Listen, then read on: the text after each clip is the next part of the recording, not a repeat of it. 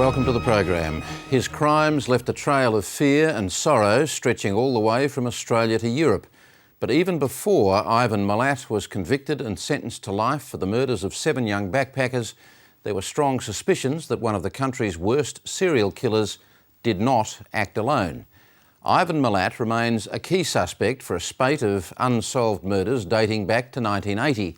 Now, controversial New South Wales Solicitor John Marsden, who represented the Milat family for decades, has gone public with his belief that Ivan Milat's sister Shirley was his accomplice. Shirley Swar, who shared a house with her brother at the time of his arrest, died of cancer 2 years ago.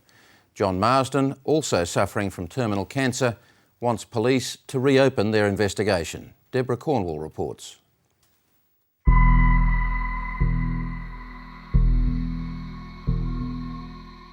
I had no doubt from day one there had to be someone helping. Few people would know more about the bizarre internal workings of the Milat clan than colourful Sydney solicitor John Marsden. The family's lawyer for more than 40 years, he feels certain Ivan Milat did not kill alone. 2 women can be very strong. And as strong as Ivan might be, the things he was doing, they would have fought back, and I just don't believe he would have had to have someone to help him. Emphatically opposed to the theory, Clive Small, the former homicide detective who headed the backpacker murder investigation. He's peered into the mind of the psychopath and remains convinced he would have trusted no one as an accomplice, no matter how close. Ivan is a loner. He's obsessive about his control of his life and control of his destiny, and I don't believe that he would put his life in anyone else's hands, and that's what he'd be doing if he had an accomplice. Ivan Milat's monstrous appetite for sex and death marks him out as one of the country's most notorious serial killers. He abducted, tortured, raped and murdered 7 young tourists.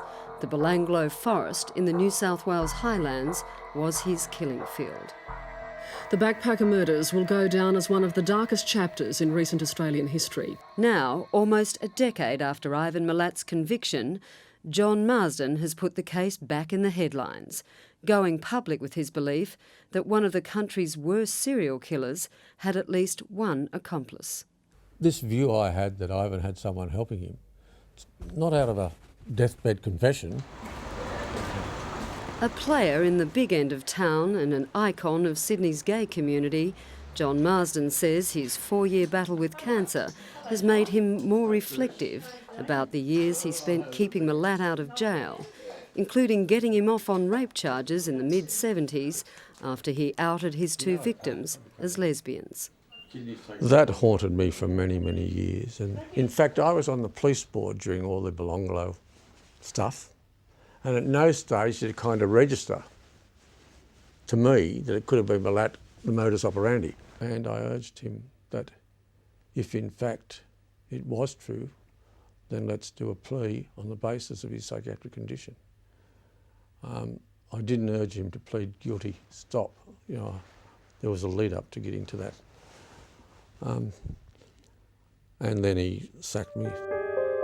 Even more disturbing, he says, is his conviction that Milat's sister Shirley Swar was involved in the murders. I recollect Shirley as tough, hard, no-nonsense person who certainly took total control when Ivan was arrested. They were very good friends, they were very close.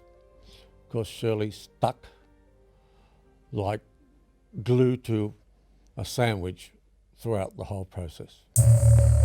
Ivan Milat had been living with his sister when he was arrested, and it was in her house that most of the murdered backpackers' belongings were found. But anyone that lived in a house where you've got parts of backpackers' equipment and everything in the ceiling, you've got to get ladders to get in the ceiling, and you've got books about serial killing. The person that lived there with Ivan either had some knowledge or lived in la la land, you know. She was interviewed on a number of occasions. There was nothing at that time to suggest that she was involved. I know of nothing that's changed. I think that the police went through a quaver about whether it could be a woman, couldn't be a woman, could be a woman, couldn't be a woman. And I think at the end of the day, big butch Australian ochre men just could not believe another woman could be involved in such activity. I've got no doubt that at least some members of the family had a knowledge during that late 80s, early 90s period that Ivan was doing something, I might use the term, very bad. I don't know that they believed he was murdering people.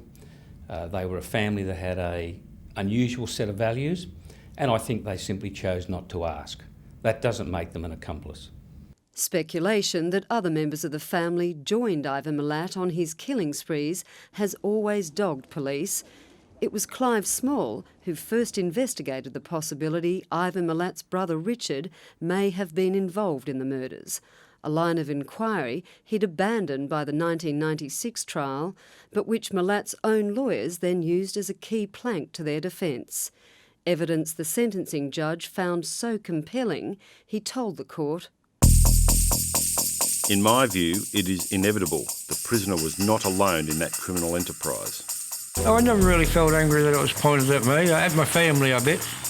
Well, myself thought, oh well, who cares, it'll be over, but it weren't over. Oh, they were very brutal crimes, that's for sure. You know, done by some sort of madman, for sure. Or a group of madmen, I don't know. The police view of the Milats is that they just had a sneaking suspicion that Ivan was possibly involved. They knew he was a rapist. ABC journalist John Stewart spent 2 years interviewing the extended Milat family for Australian Story. He says it's hard to escape the conclusion that, at the very least, Shirley and some of the brothers knew Milat was murdering people up to a year before his arrest.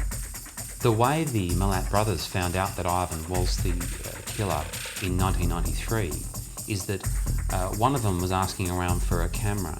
So Ivan, who liked to appear as a generous kind of guy, lent him this camera. He went and took photos of the baby, got the film developed.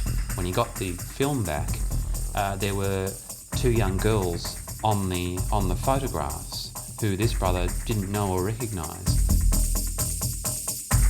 2 months later, the brother recognised the 2 girls on a news bulletin. It was British backpackers Carolyn Clark and Joanne Walters.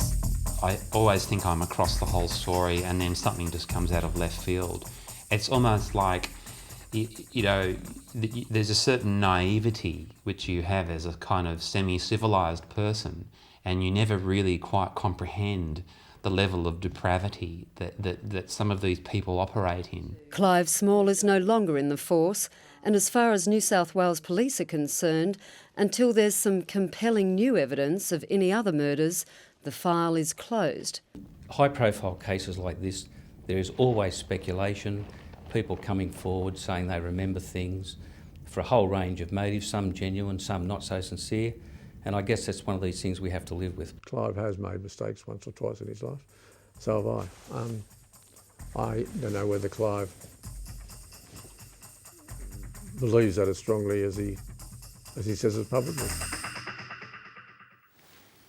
Deborah Cornwall with that report. For all the government's rhetoric about open markets, pharmacy remains one sector of the economy that continues to enjoy generous levels of protection from competition.